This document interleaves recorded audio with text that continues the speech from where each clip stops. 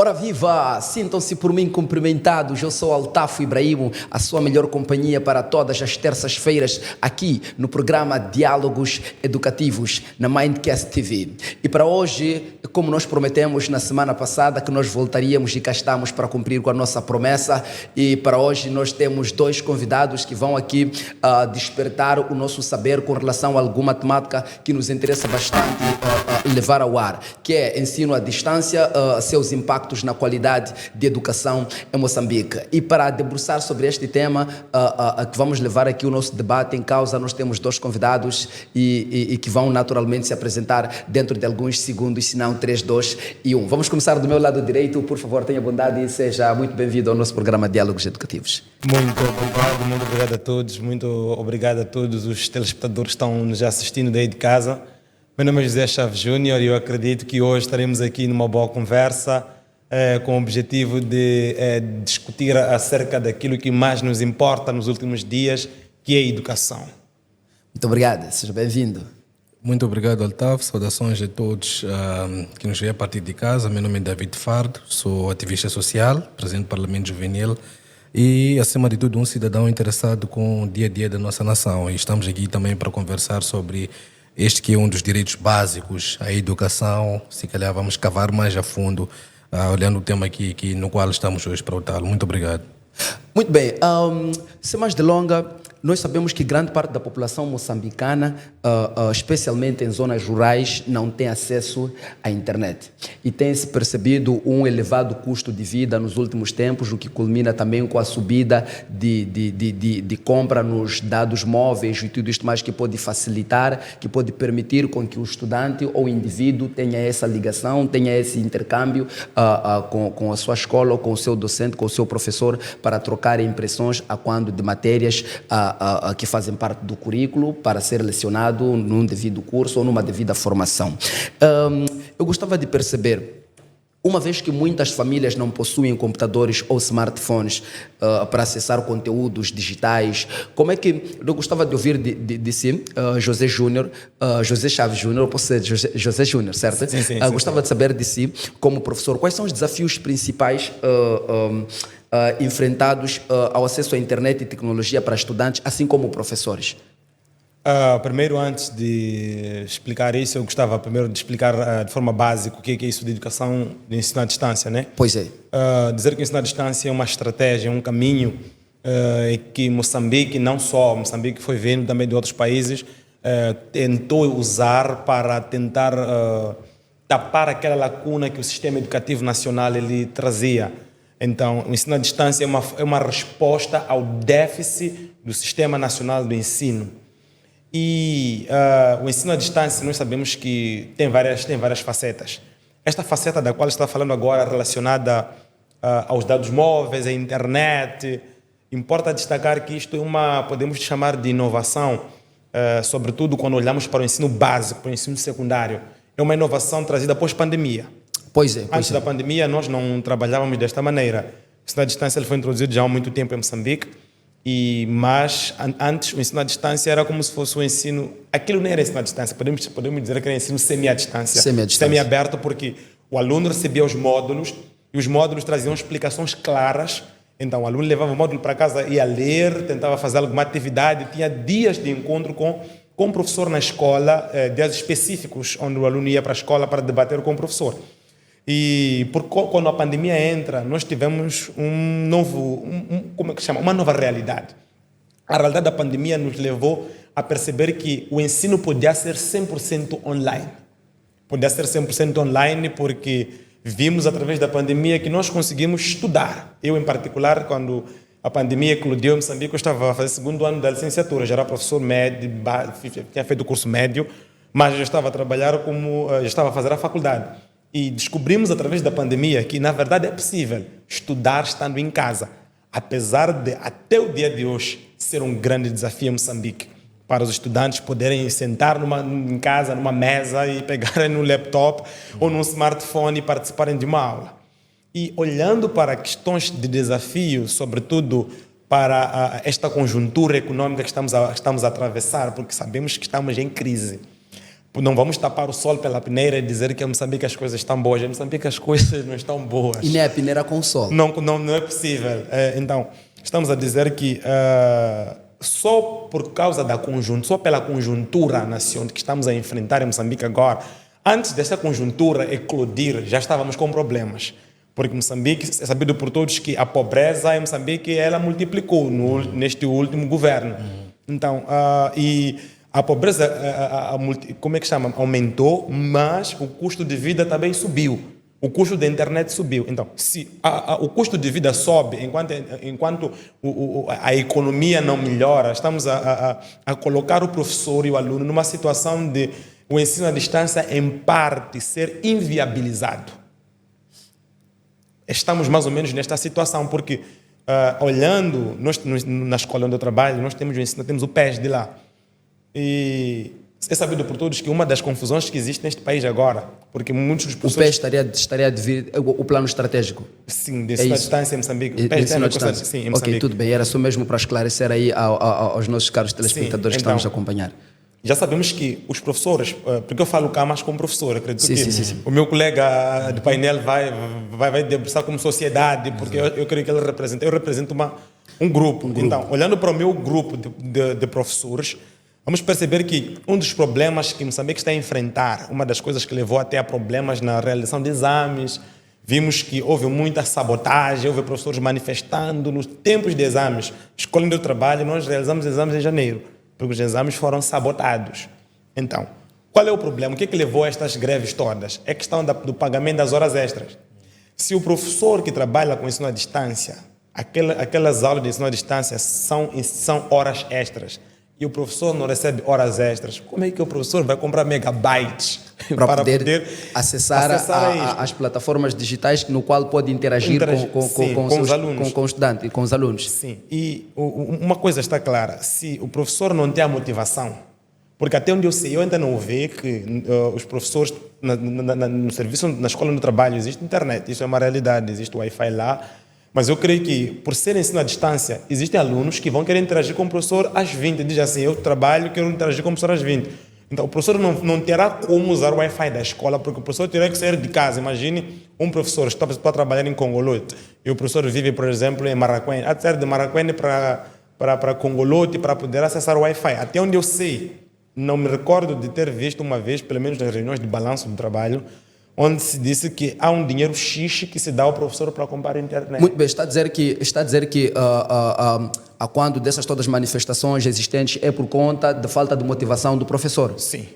Neste quesito, o Ministério da Educação acaba falhando com relação à motivação aos professores, por isso é que culmina com as manifestações e a falta de aulas para os estudantes. É isso que está a dizer? Em parte está a dizer isso, mas o problema, na verdade, não é o Ministério da Educação. Nós estaremos aqui para o Ministério da Educação. O Ministério da Educação não gera dinheiro.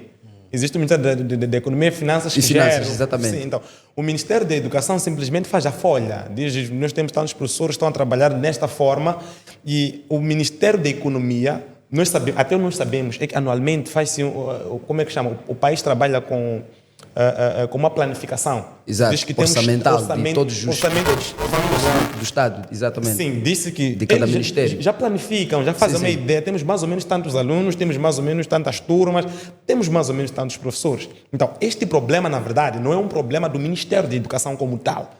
Existem vários fatores políticos aqui que devemos talvez chamar para aqui no nosso debate para responder a estas questões. Então, se temos problemas básicos como o pagamento de horas extras, será que vamos ter megabytes para o professor poder interagir com os alunos? Então, este é um dos desafios enfrentados pelos professores a quando desse sistema de aprendizagem e ensino à distância. Sim. Muito bem, sem querer te roubar o fio e o tempo, vou gostar aqui de ouvir o nosso convidado aqui também, o Fardo, para podermos ouvir a quando desta preocupação que é de todos a respeito do ensino à distância em Moçambique. Bom, primeiro quero concordar com o meu colega do painel, quando ele apresentava aqui alguns desafios atinentes ao setor da educação, mas também é importante referir o fato de A educação é um direito, né? É um direito e tenho sempre dito nas minhas ações enquanto ativista que nenhum direito é negociável, né? Ou seja, a questão de direitos humanos, não há um direito que é mais ou menos importante em relação ao outro. E mesmo nesta linha de pensamento, queria também chamar aqui ou buscar aqui um parafraseado do próprio Nelson Mandela, quando ele dizia que a educação é a base para desenvolver uma nação. Ou seja, é na base desta educação, sobretudo uma educação de qualidade, que podemos resolver os principais problemas, ou os problemas basilares da nossa nação. Ou seja, há alguns problemas que nós enfrentamos dia após dia como juventude, como sociedade, que eu acho que não são de praxe serem enfrentados numa sociedade como a nossa, na qual tem acima de 50% de jovens esses que são a maior parte deles curiosos, mas por outro lado existe este problema que estamos aqui, o meu colega de painel fez menção que deveríamos igualmente convidar um político que são os que mais fazem parte daquilo que é o processo de tomada de decisão, porque, acima de tudo, esta negligência toda é consequência, ou seja, é falta de uma vontade política. Agora, olhando aquilo que é o setor da própria educação, por si só, de uma forma geral, diríamos que quando a Covid, nós sim, houve uma tentativa, vimos algumas escolas, alguns professores iam tentando dar aulas, por exemplo, a partir do WhatsApp, mas que eu acho, primeiro, para além de usar essas plataformas como o WhatsApp, sendo redes sociais, a internet na sua generalidade, temos aqui alguns aspectos que são preciso elencar. Primeiro, nós somos uma nação que é composta por cerca, segundo o último censo, né, de aproximadamente 32 milhões de moçambicanos, e nesses 32 milhões de moçambicanos estamos a referir que por aí 65% vive em zonas rurais, e para além dos 65% que está a viver em zonas rurais, queremos também enfatizar o fato de o acesso à internet em Moçambique ainda é um grande problema. Ou seja, estamos a assumir que só em áreas ou em relação àquilo que é a própria cobertura daqueles que fornecem os provedores do serviço de internet em Moçambique cobrem até aproximadamente 80%. Ou seja, estamos a considerar que dos 65% que vivem nas zonas rurais, nem todos igualmente têm a cobertura, olhando aquilo que é o próprio raio de fornecimento de serviço por parte das telefonias. E por outro lado, numa outra linha de análise, diríamos igualmente que temos dentro deste universo, nesse percentual que aqui apresentei, um universo de jovens, nos quais aproximadamente 73%, segundo os dados que o INSEE partilhou em ano passado, 2023, cerca de 73% dos moçambicanos não têm acesso à internet, muito menos acesso a um celular, ou seja, um smartphone. Ou seja, esses dados que aqui trazemos são dados nos quais, em algum momento, nos dão um espelho sobre o quão atrasados estamos, né, naquilo que é a cauda da globalização a nível internacional, e mesmo olhando o acesso à própria internet, diríamos que Moçambique não faz nem parte dos 10 países que têm a internet mais barata a nível nacional. Só para trazer aqui o contexto do meu colega, quando falava de alguns professores usam a internet da escola, ou poderiam usar, mas devido ao tempo em que eles davam aulas aos alunos no período noturno, em algum momento havia uma dificuldade, porque, primeiro, não existe aquilo que é a própria remuneração, o que é de direito igualmente, e parte desses próprios docentes acabam também usando próprios recursos para poder contribuir naquilo que é a própria a qualidade do ensino. Agora, de uma forma geral, dos dados que eu aqui apresentei, claramente que temos aquilo que é atualmente falamos da globalização, mas aqui há um termo que é mais usado, tenho que emprestar o termo que é mais usado pelo CBS, que é o Corporate Business School, que também fala muito mais da smartphonização, né? Okay. Que é o uso dos smartphones, olhando também aquilo que é o acompanhamento de tecnologia versus o sistema, assim como a própria qualidade de ensino. Agora, neste contexto que aqui apresentei, a questão central que talvez temos de nos colocar é: temos esse percentual de cerca de 65% de cidadãos que vivem em zonas urbanas, rurais, e a maioria praticamente não tem acesso ao smartphone. E se formos a questionar, eu me recordo num discurso do Presidente da República, acho que foi o antigo, em 2023, na província de Teto, numa reunião com administradores dos distritos, em que ele questionava o fato de existirem administradores de distritos que mal conseguem manejar ou usar um computador, enviar um e-mail. Então, estamos a falar aqui do uso do analógico até nas próprias instituições de ensino. Estamos a falar do Ministério da Educação, estamos a falar de escolas primárias, escolas secundárias, que até hoje os processos dos alunos, o arquivo dos alunos, ainda é um arquivo que é usado, é o tradicional, que estamos a usar, o analógico, né? Quando o David vai para a escola a procurar saber da sua informação acadêmica, né? Vai procurar naquele ficheiro empoeirado, vão procurar folha por folha. Ou seja, o acompanhamento da tecnologia, nós, enquanto Estado, ainda estamos um bocadinho atrasados. Então, esses desafios, em algum momento, acabam influenciando diretamente naquilo que são os objetivos que nós queremos alcançar enquanto Ministério da Educação, enquanto escolas ou setores de formação técnico-profissional, porque hoje aposta-se mais também na própria tecnologia, tanto na componente ligada à informação, assim como à formação, e por um lado há um pecado que é cometido também pelas instituições de tutela, que me foge agora quem é responsável em relação a isso, aquilo, é em relação àquilo que é, diríamos, a autorização ou licenciamento de instituições que vão dando formações. Por exemplo, há um debate que ocorria semanas atrás de uma instituição, não sei se permite passarmos aqui o nome, mas que dava formação à distância, né, num curso ligado à saúde, por exemplo. Nós temos. Então, essas questões de formação à distância, primeiro é preciso olhar que tipo de curso nós queremos dar e qual é o nosso principal público-alvo. Exatamente. Né? Exato. Qual é o nosso principal público-alvo? Sem também deixar de lado o fato de todas as faixas etárias em idade escolar, primária, secundária, ou nível superior ou técnico-profissional, igualmente tem esta prerrogativa de poderem ter acesso, mas devido a esta conjuntura social e econômica que o país passa, atravessa, em que em algum momento tanto de qualidade, tanto de acesso aos próprios serviços, ainda estamos muito atrasados. Só para fechar, queria também recordar o fato de, ainda no ano passado, nesta lista de Moçambique não fazer ou não constar até na lista dos 10 países com a internet mais barata ou de qualidade a nível do continente africano, nós levamos a cabo uma manifestação sobre a subida do preço dos megas. Exatamente. Eu, os meus colegas Clemente, Carlos, Quitera Guerengano, Wilker Dias, estivemos na linha de frente advocando pela redução do preço da própria internet, que mesmo assim, a própria internet ainda continua cada vez mais cara em Moçambique. Então, isto são questões que eu acho que são basilares a serem também analisadas por quem de direito, de forma a poder garantir não só aquilo que é o acesso à internet, mas olhando já numa perspectiva educacional, é preciso que as próprias instituições saiam das falácias, saiam das políticas para a prática. Digo isso, só para fechar, me recordo dos meus colegas da UEM. Está a dizer que as instituições de ensino têm mais falácias do que práticas. Existem muitas falácias do que práticas. Uma das falácias... Estão a prometer muito mais do que fazem. Uma das falácias, uma das promessas, os nossos telespectadores também vão concordar conosco. O setor da educação, o ensino superior, técnico e superior, teria prometido aos estudantes da UEM, acho que já passam 2 ou 3 anos, há um projeto que foi chamado de um estudante, um computador. Um computador, um estudante. Né? Muito bem.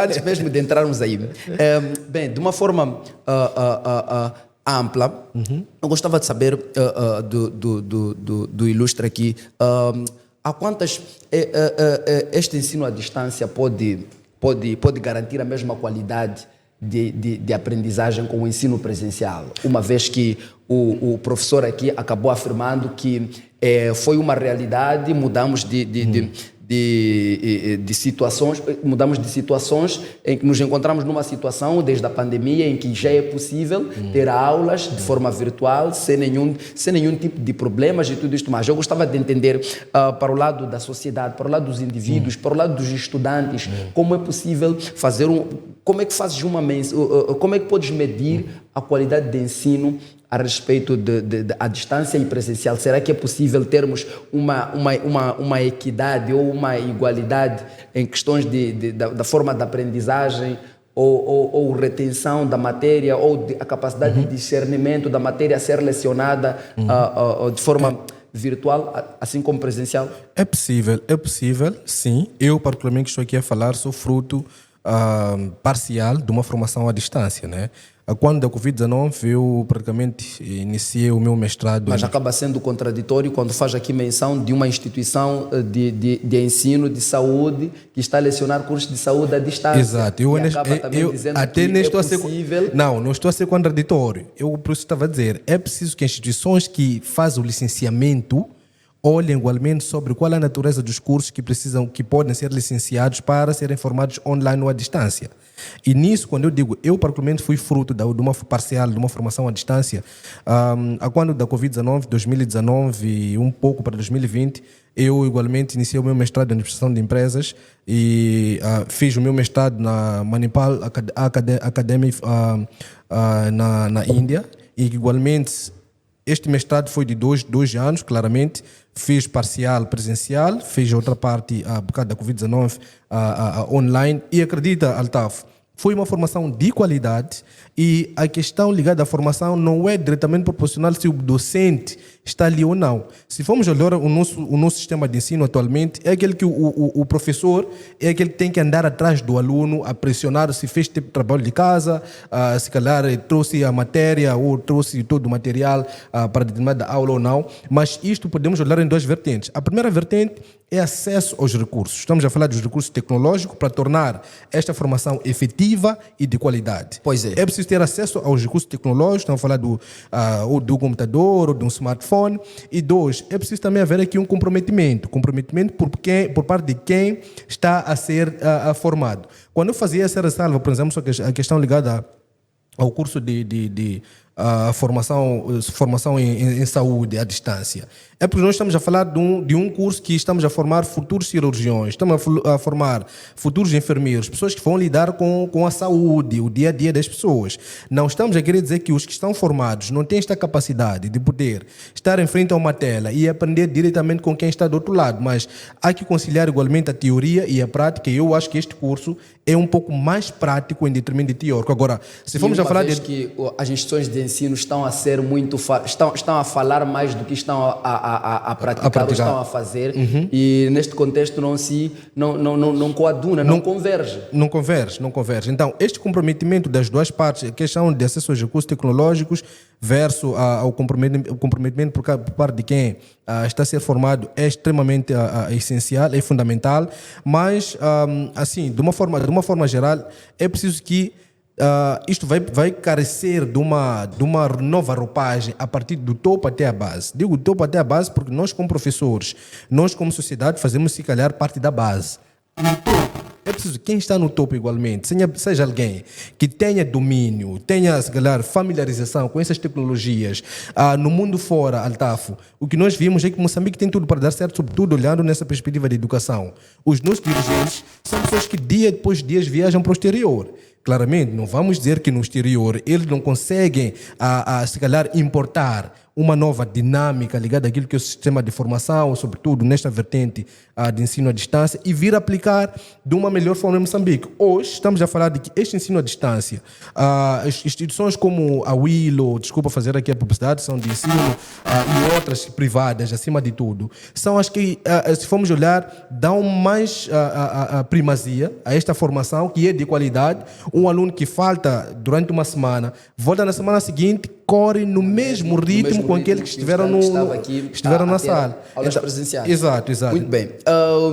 Bem, gostava de saber, professor José, se concorda com estes pontos ou tem algum posicionamento diferente a respeito do nível de qualidade de ensino que se pode encontrar em um estudante que está a ter aulas de forma presencial e também de um estudante que está a ter aulas de forma virtual.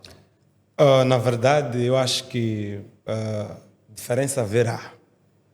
Há diferença, sim, sobretudo quando olhamos para o contexto do ensino à distância moçambicano.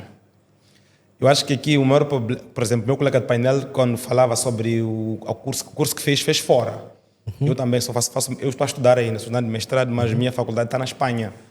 E a exigência é diferente daqui de Moçambique. Qual é o primeiro desafio do ensino à distância em Moçambique? É o professor saber usar a plataforma. Exato. É aí onde começa o problema. Um professor tem dificuldade de usar Google Meeting, tem dificuldade de usar Zoom.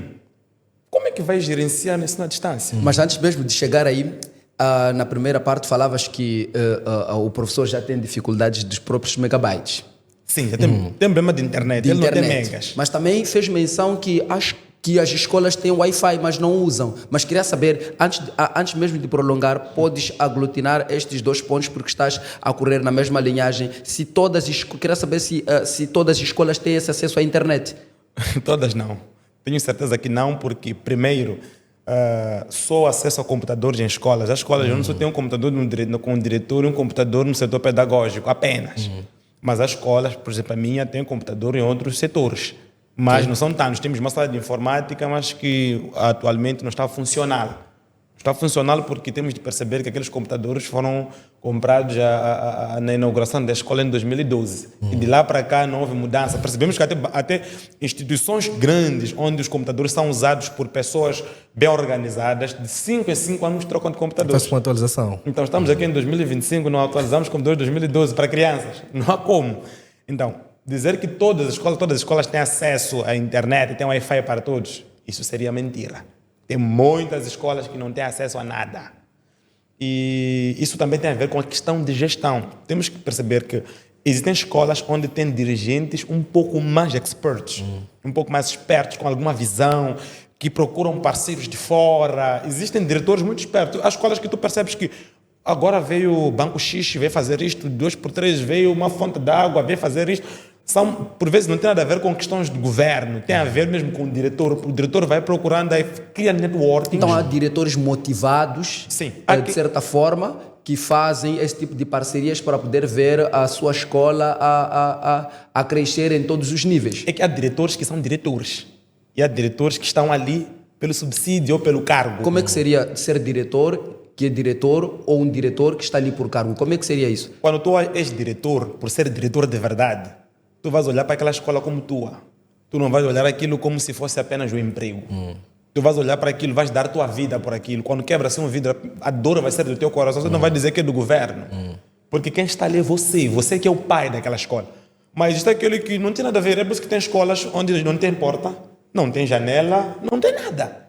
Tudo foi se estragando pouco a pouco. A direção foi assistindo, assistiu. E a escola ficou em pedaços. Mas existem escolas onde estamos a trabalhar há anos, até hoje. Tem portas, a escola onde trabalha tem portas com vidro a parte de cima. As portas têm vidro até hoje, quebram. De alguma forma, compra-se. Há uma escola, que foi em Boquiça, aquilo que recebeu até um prêmio. Foi a escola mais organizada da Matola no ano passado. Por quê? A direção daquela escola fazia de tudo. O aluno sujou a parede, pichou a parede, pinta a sala. Fez o quê? Por quê? O diretor olha para a escola como sua casa, porque imagine só, aparece um vizinho, pega como é que chama? Um spray. E suja o teu muro. Você sabe o que foi o fulano que fez? O que é que você vai fazer? Você vai levar o fulano e vai responsabilizar. Então, existem diretores que correm para a escola desta forma, isso é aquele que só olha de qualquer maneira. Então, este é o primeiro ponto. Segundo ponto, quando nós entramos já nesta questão do ensino à distância, aquilo que eu estava cá tentando dizer é que introduziu-se o ensino à distância em Moçambique, mas não se preparou as pessoas de forma efetiva para trabalhar com o ensino à distância. Isso acontece mesmo com o novo currículo, não apenas com o ensino à distância. O próprio currículo que está a usar em Moçambique agora, o currículo que está sendo adotado, sabemos que este é o primeiro ano que temos a 9ª classe com exame. O novo currículo começou já, este é o 9º ano da introdução do novo currículo. Mas se olhares, vais ver que houve formação, houve capacitação, claro, isso é bonito ouvir na televisão. Mas se formos à escola entrevistar professor por professor, tu vais perceber que tem um grosso número que não foi preparado. Se até para o novo currículo não fomos preparados, estamos simplesmente a entrar a sangue frio. E para o ensino à distância. Então, os professores têm dificuldade, tem professor até hoje que tem dificuldade de meter notas no Excel. O Excel faz uma fórmula, ele mexeu algo, a fórmula saiu, ele já não consegue fazer mais nada, ali já está no desespero. Está a assumir que os alunos e os professores são submetidos a uma situação bem antes de serem preparados. Currículos para os alunos e metodologias de ensino ou de formação dos professores para os alunos sem antes preparar esses professores. Não há uma preparação efetiva. Uma coisa, vão dizer que fizemos uma capacitação, mas acha mesmo que em 6 horas de tempo, numa sala, numa mesa, acha que pode aprender a usar plataformas? Quanto tempo você levou só para estar nesta cadeira para poder apresentar o programa? Eu acho que levou um tempo de formação. E essa formação tem que ser longa. Temos de perceber que as tecnologias, hoje em dia estamos a trabalhar com inteligência artificial. Então, se estamos no ensino à distância, estamos a dizer que a qualidade é a mesma. Fica impossível dizer que a qualidade é a mesma, porque os alunos, como estão em casa, ninguém lhe assiste, ninguém lhe controla. O que é que o aluno vai fazer? O aluno usa o ChatGPT, usa outros aplicativos e vai respondendo.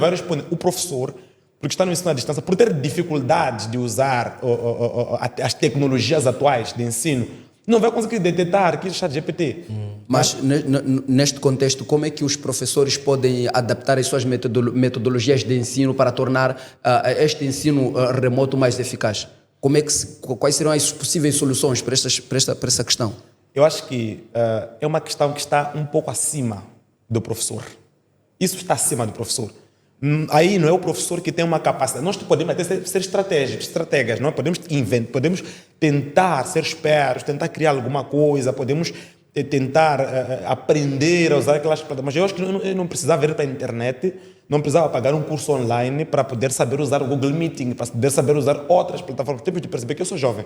Por ser jovem, eu aprendo porque sou jovem, tenho que usar tecnologia, mas temos de perceber que nas nossas escolas temos senhores de 50 anos, pessoas que vêm, alguns nasceram na independência, alguns para terem esta atualização, ele tem preguiça de sozinho ir à procura desta tecnologia. Então, precisamos, como é que é? O Ministério da Educação tem que se criar políticas públicas visando a preparação dos professores e o treinamento dos próprios alunos, porque os alunos não estão preparados. É complicado colocar um aluno numa plataforma. Isso acontece mesmo, não só em Moçambique, em vários países. Mas os alunos também devem ser preparados, porque vai perceber que, muitas das vezes, os alunos que são submetidos ao ensino à distância em Moçambique não vão ao ensino à distância, sobretudo no ensino médio, básico e médio, não vão porque querem. Vão porque não há vaga no ensino normal, regular, presencial. Então, se nós pegamos um aluno que está despreparado, ele queria se matricular no ensino regular e diz, não temos vaga, só temos vaga no curso noturno, ele para e diz assim, curso noturno não tenho como, eu preciso, ainda sou novo, não consigo ir para lá. Então, o aluno é submetido ao ensino à distância primeiro, a rivalidade dele. É o primeiro aspecto. Nós devemos parar de pensar, se uma criança, um adolescente, só agora que estamos a trabalhar com o ensino regular, só no ensino regular, onde para o aluno estar na sala de aulas é um desafio. Quanto mais quando é para ele fazer de casa. Será que ele não vai pagar um explicador para fazer os testes por ele? Porque olhando para o segundo ciclo, desculpa lhe cortar, olhando para o segundo ciclo, estamos a falar da 11ª e 12ª classe, o ensino à distância é 100% online. Tudo faz na plataforma. Quem vai me garantir que aquele aluno que está a fazer aquele trabalho? Muito bem. Quem vai garantir se o aluno está a fazer esse trabalho? Nós vamos ter a resposta também, possivelmente, na segunda parte do nosso programa. Nós vamos a um brevíssimo intervalo e já voltamos para continuar o nosso debate, que está bastante interessante. Eu disse perca-se, mas não perca a oportunidade de estar ligado ao Diálogos Educativos. Não saia daí, nós voltamos num piscar de olho e hoje está um debate bastante interessante para a sociedade. Até já.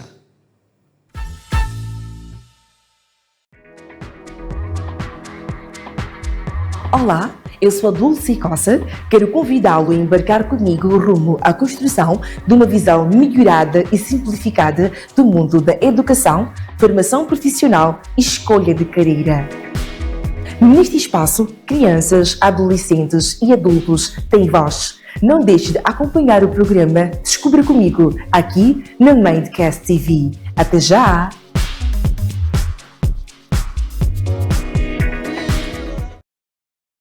Chegou o programa Reflexões, que vai apresentar soluções para os desafios enfrentados pelo setor da educação em Moçambique. Neste âmbito, temos um encontro marcado a todas as quintas-feiras, pontualmente às 14 horas, aqui na Mindcast TV. Até lá!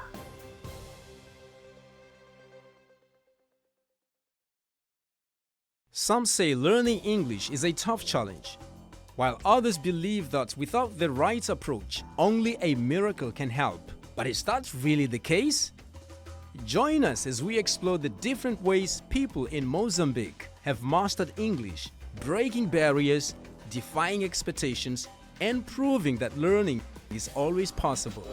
My name is Tim Alfredo. Meet me every Wednesdays at 3:30 p.m. for a close-up conversation on Chat Desk Unplugged, right here on Mindcast TV. Sabia que a arte é uma fonte poderosa de conhecimento? Junte-se a nós nesta jornada fascinante à volta do mundo artístico. Todas as sextas-feiras teremos convidados especiais que irão partilhar conosco os seus conhecimentos e experiências sobre o mundo da arte, aqui na Mindcast TV.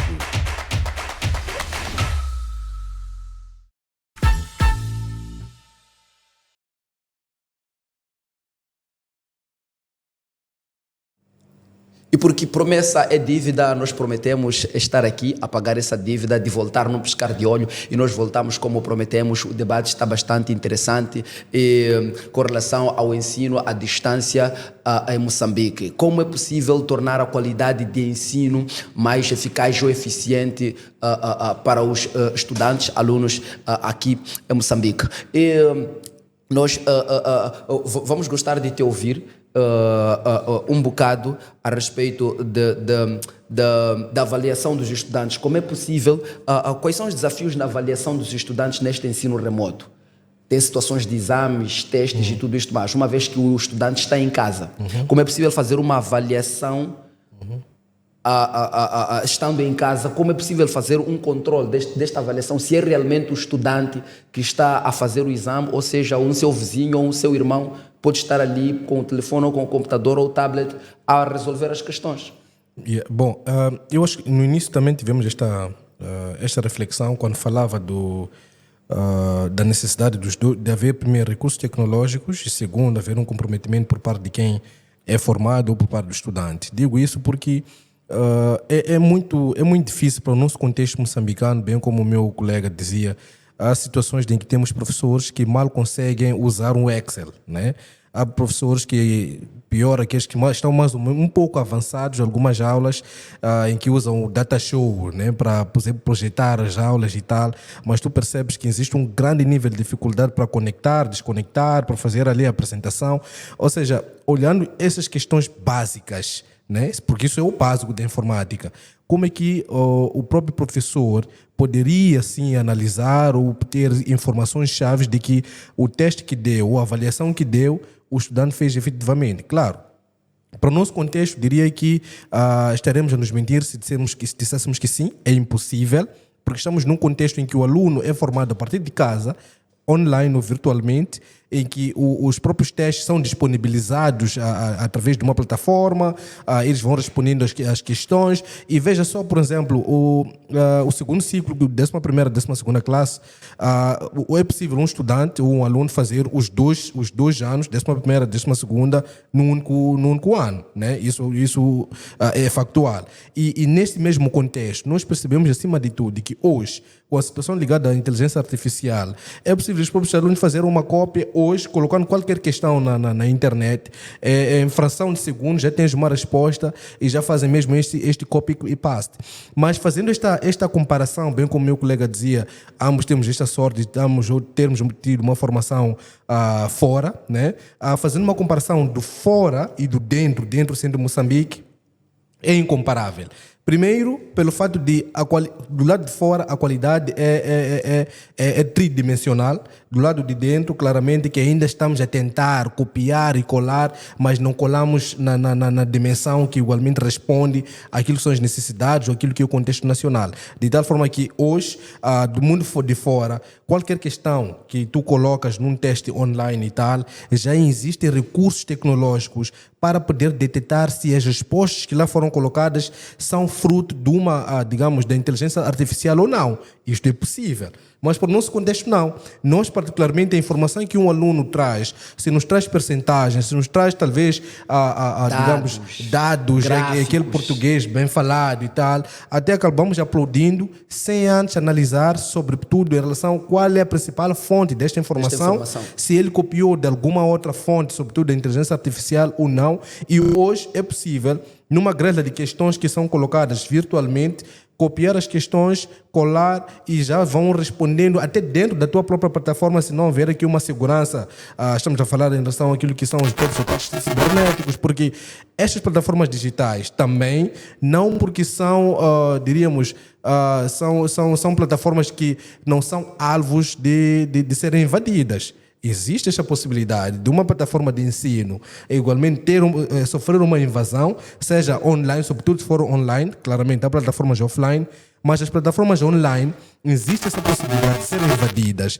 E para quem é receptor da informação como estudante ou como aluno, ser formado na base de alguma matéria ou informação que não condiz com aquilo que digamos, a temática do dia ou o curso em que os mesmos estão a formar. Então, são questões nas quais, no final do dia, antes de nós importarmos qualquer que seja a tecnologia ou qualquer seja, se calhar, o sistema de ensino, temos que fazer uma avaliação dos prós e dos contras e estarmos aptos a poder dar seguimento em relação a esta mesma formação ou a esta tecnologia que nós importamos. Para fechar, o nosso contexto moçambicano, sobretudo, não só na educação, assim como a nível dos mais diversificados ministérios, nós tivemos situações de até sites do próprio governo serem criados, acho que foi ano passado, ano antepassado, em que ficaram mais de um mês inacessíveis, ou seja, a informação que era lá partilhada era informação fora de contexto, algumas imagens, digamos, adultas, pornográficas e tal, e isso, no final do dia, acaba deteriorando a qualidade daquele que é o cidadão que nós governamos. Se formos olhar numa vertente educativa, acaba igualmente influenciando diretamente na qualidade de jovens que nós estamos a formar para o amanhã. Está aqui a apontar uma lacuna a ser vista, mesmo de longe, na falta de supervisão destas avaliações ou exames que os estudantes têm quando existem exames à distância ou testes à distância ou ensino à distância em situações que podem ser de manifestações ou paralisação de atividades ou pandemias e tudo isto mais. E a quanto isso pode prejudicar o futuro deste mesmo aluno? Isto claramente que prejudica. Se numa plataforma, por exemplo, na aula de matemática, né, tu dizes o seguinte: 1 mais 1 é igual a 3, e está a formar alunos dos quais ainda estão a querer aprender o 1 mais 1 igual a 3, se for uma perspectiva, por exemplo, do segundo ciclo, em que fala-se mais de derivadas, falamos mais de integrais, e aplicar-se fórmulas, que não são corretas, aquele aluno beber aquelas próprias fórmulas, claramente que no final do dia haverão acidentes. Se formos olhar numa questão de língua, por exemplo, e tu dizes, por exemplo, numa plataforma de língua portuguesa, em que a palavra não, a acentuação, além de ser til, eu acento circunflexo, as chances desse estudante igualmente, ou esse aluno, crescer a saber que o não é acentuado com o acento circunflexo, claramente que são maiores. E no final do dia, as chances de igualmente a falhar e termos mais uma geração que vai ser formada por numa perspectiva, digamos, de formação por efeito, como é que se diz, pelo efeito em cascatas, uma formação a cascata, porque eu sou formado, depois vou formar então a chance de nós termos uma geração igualmente envenenada em termos de formação é maior. E 2, Altaf, nós estamos num contexto moçambicano e queremos sim usar ou adotar tecnologias ou plataformas virtuais, mas o Estado em si não investe. Né? Não investe. Muitas dessas plataformas são usadas para o ensino online, na maioria são trial versions, tipo, são versões experimentais, que às vezes dão um espaço de 1 ano, de 90 dias, em que existem recursos que a maior parte deles ali estão bloqueados, porque tu estás a usar nesse exato momento uma plataforma ou uma versão experimental. De tal forma que, se forem usar uma versão paga, uma versão premium, por exemplo, as chances de desbloquear muitas plataformas, muitos recursos, e o próprio aluno, como quem está a ser formado, igualmente se beneficiar, são maiores. Então, no final do dia, tem essa questão de recursos que é também proporcional ao investimento, mas também, se calhar, um dos próximos debates, se for possível, poderemos cá conversar mais sobre questões ligadas ao plano econômico-social, ao plano quinquenal do governo, o que significa, o que o próprio governo agora vai se levar para o Parlamento a aprovação daquilo que é o Orçamento Geral do Estado. Okay. E queremos acreditar, eu particularmente coloco a mão na palmatória, que o percentual que vai ser colocado para a educação será ínfimo e não será suficiente para resolver os problemas da educação em Moçambique. Porque a educação não é só diretamente proporcional ao tema do dia, que é em relação ao ensino à distância. Olhamos também a questão ligada a infraestruturas. Né? Temos escolas ainda dentro do nosso município, por exemplo, da Matola, ou dentro da província de Maputo, que estão consideradas como a capital, né? temos escolas dentro da capital que não têm, como o meu colega estava a dizer, acesso a um computador. E o que dizer de uma escola que está em Mulevala, uma escola secundária em Mulevala? O que temos a dizer de uma escola secundária, por exemplo, que está em Chiúra, que está em Nhamapaza, mais para o interior? Claro, quanto mais nós entramos para o interior, mais recursos são escassos e mais, se calhar, a própria dinâmica de formação acaba também se deteriorando. São essas questões que nos chamam a reflexão, e o próprio governo do dia, há uma necessidade de poder investir cada vez mais na formação e todo o resto igualmente vai se complementar. Muito bem, e neste mesmo contexto, em zonas rurais, que dificilmente só a educação de forma presencial já é escassa, só o ensino já é escasso. Numa situação em que estamos a dizer que Mulevala, distrito da província da Zambésia, que só há poucos anos atrás, falo de sensivelmente 4 ou 5 anos, é que teve energia. Estamos a assumir que não há energia e estamos em tempos de pandemia e há uma necessidade de se implementar o ensino à distância. Como é que se implementaria nestas situações? Na verdade, essa pergunta é uma pergunta bem desafiadora, né? Mas eu acho que esta pergunta nos leva à parte, ao início do ensino à distância aqui em Moçambique, como eu dizia logo no princípio, a questão do uso de módulos físicos para o ensino à distância. Porque se estamos a dizer que Mulevala só teve acesso à energia agora, então quero dizer que ainda está numa fase de desenvolvimento muito baixa. Pois. Eu vivo num bairro onde aquele bairro tem energia já em 2004, 2005. Mas até hoje há horas do dia em que temos problemas de restrição de uso de internet. Tentamos acessar isto e aquilo leva horas. Então, se eu que estou na capital, eu sempre me pergunto isto, sempre que estou com meus alunos, refletimos juntos na sala, olhem para a vossa escola, olhem para o vosso bairro, olhem para as condições que nós estamos a trabalhar. No ano passado trabalhávamos com cerca de 110 alunos. Numa turma? Uma turma. Eu sempre perguntava a eles, se aqui na capital a situação é esta, quanto mais nos distritos, quanto mais nas localidades, quanto mais nas zonas recônditas. Então, dizer que vamos implementar, eu acho que o ensino à distância em Moçambique ainda é uma realidade em parte fictícia. Ainda não estamos capacitados para trabalhar com o ensino à distância. Porque para trabalhar com o ensino à distância, primeiro temos que ter um ensino regular normalizado. Porque se não organizamos o ensino regular, quem gera o ensino à distância são pessoas que estão no ensino regular, são professores que trabalham no ensino regular. O professor José está a dizer que o ensino regular tem problemas graves. Eu acho que é aquele tipo de situação em que até o cego vê. E a própria pergunta já é uma resposta. É uma resposta. Pois é. A educação em Moçambique não está boa. Não só no sentido escola, mas a própria educação. Eu discuti muito com os meus alunos. Eu costumo dizer às pessoas que eu sou muito imparcial. Não importa quem toma atitude, quem toma ação. Eu dizia a eles que a prova de que a educação tem problemas, vamos ver que o antigo Sistema Nacional de Ensino, que foi implementado em 2004, previa o ensino de moral e cívica. E o ensino de moral e cívica no novo currículo foi abolido. E abolimos há pouco tempo.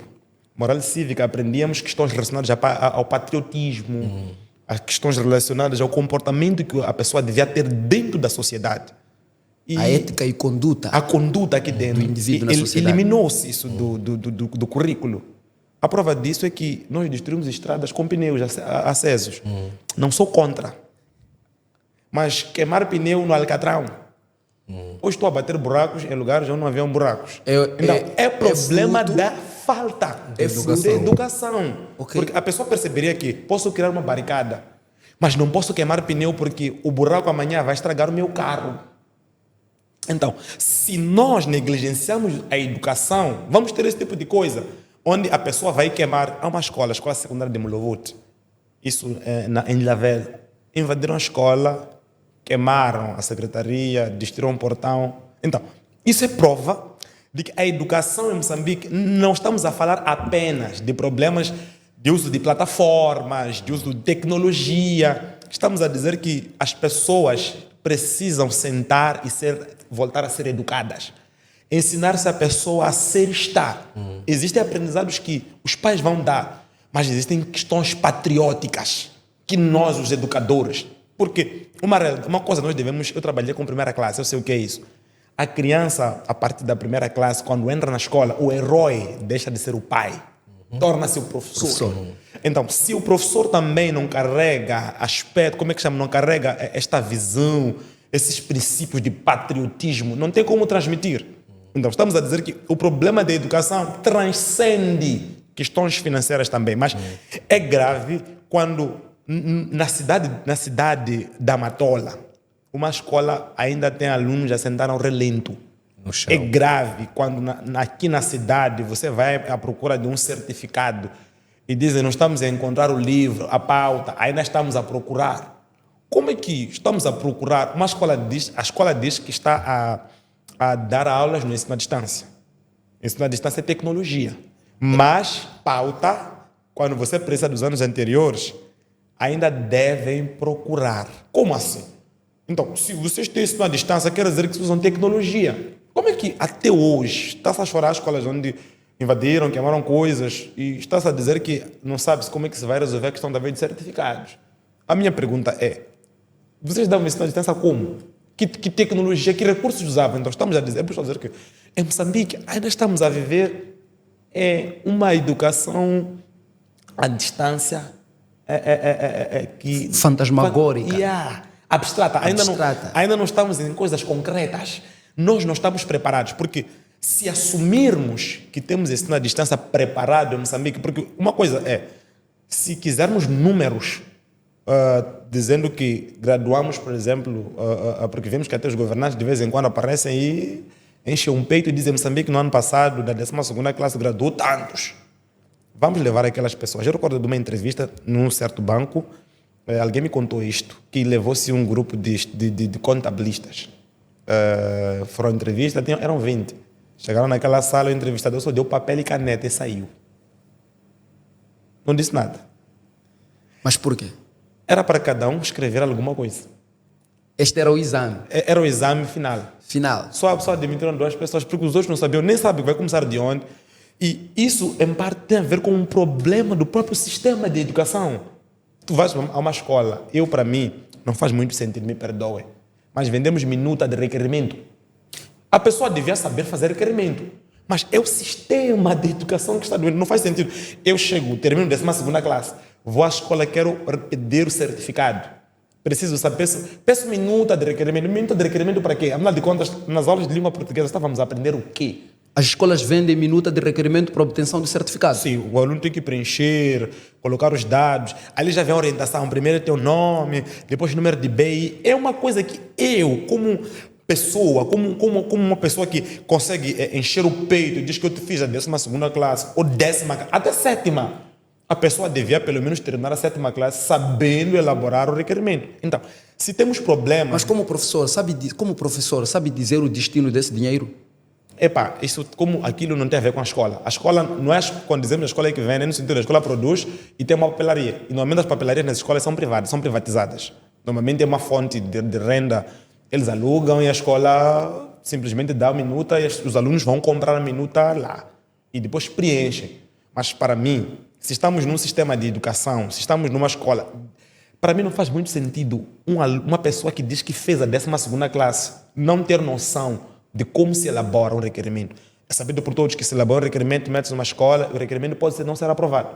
E muitos, depois de submeterem um requerimento não ser aprovado, o que fazem? Choram. Mas não, quando nós vamos estudar mais vamos perceber que depois do requerimento ainda há uma chance. Nós podemos meter uma exposição, fazer uma exposição e submetermos de novo.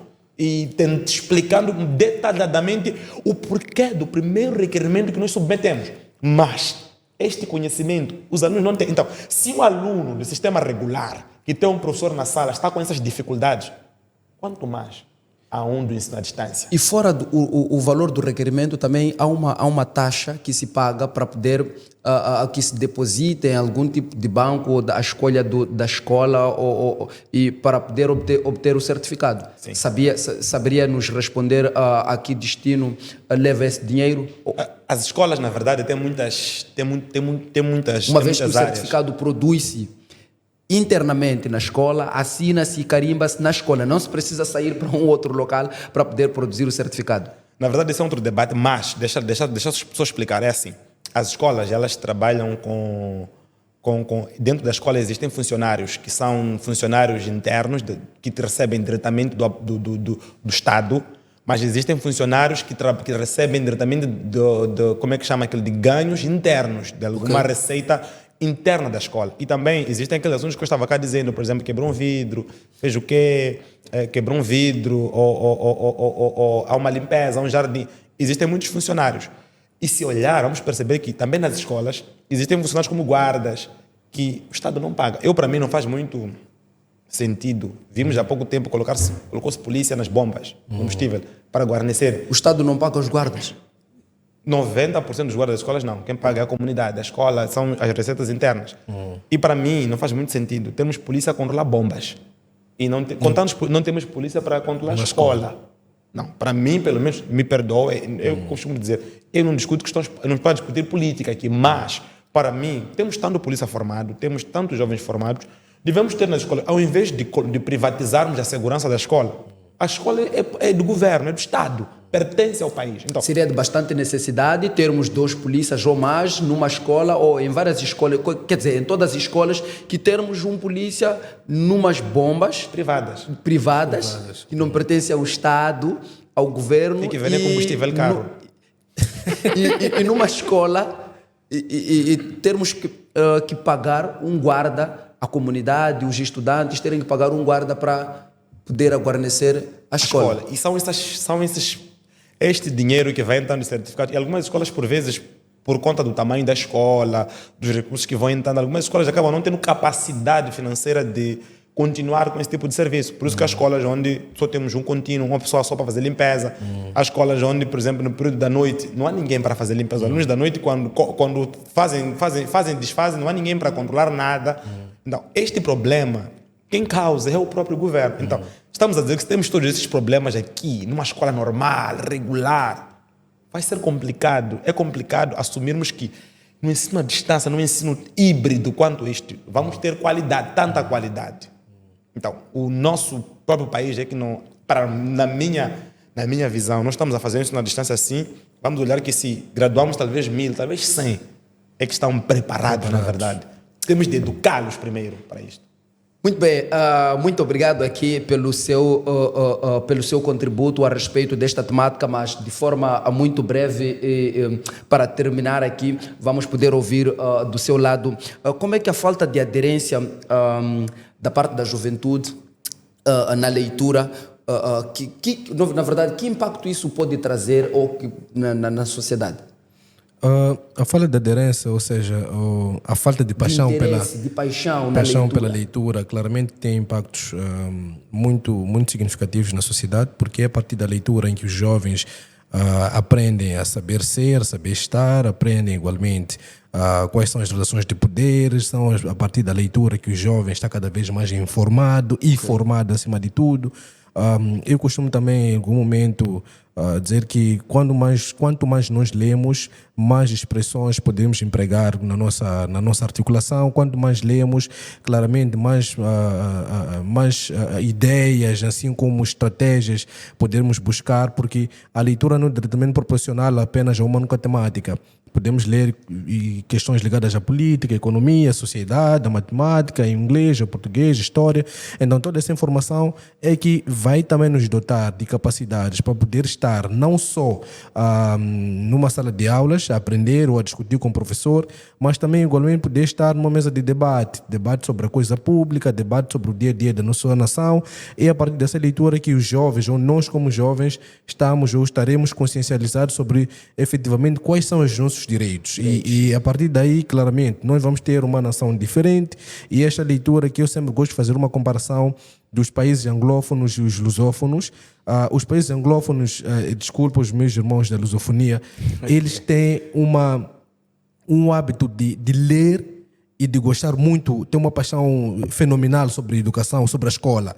É possível encontrar um jovem de 30 anos já em um PhD, já tem 2 mestrados. Aqui em casa, claramente, eu não sei se foi porque nos colonizou, né? Se calhar é um outro debate, mas nós, o gosto pela leitura, ainda estamos muito atrás. Então, o meu convite, nesse exato momento, para além de falar das consequências, é convidar os jovens a poder se juntar a vários programas, clubes de leitura. O Mindcast, igualmente, tem programas que lidam com esta, digamos, incentivo ligado à própria leitura, paixão pela leitura. Então, no final do dia, são ações que esperamos que possam trazer, sim, uma diferença na nossa sociedade. Muito obrigado. Muito bem, gostava de deixar cumprimentos para alguém, saudar alguém, tem a oportunidade, 20 segundos. Saudar a juventude moçambicana, dizer que o país é nosso, nós temos que lutar pelos nossos direitos e continuar cada vez mais atentos naquilo que poderá trazer benefício à nossa nação e a nós mesmos. Muito obrigado, Dr. José. Para terminar, eu começaria com uma frase que diz: erro prejudica a ignorância. Saudar aos meus pais, saudar a minha família, saudar aos meus alunos da Escola Secundária Bonifácio Gruveta Massamba e muito obrigado por este convite e até muito breve. O debate foi naturalmente interessante. Eu gostava de estar aqui convosco para podermos debater acerca deste tema mais e mais horas, porque é bastante vasto. Ainda ficou muita coisa por dizer, mas nós esperamos por vocês numa próxima oportunidade. Esperamos recebê-los aqui para debatermos sobre outras temáticas também, ou concluirmos naturalmente esta.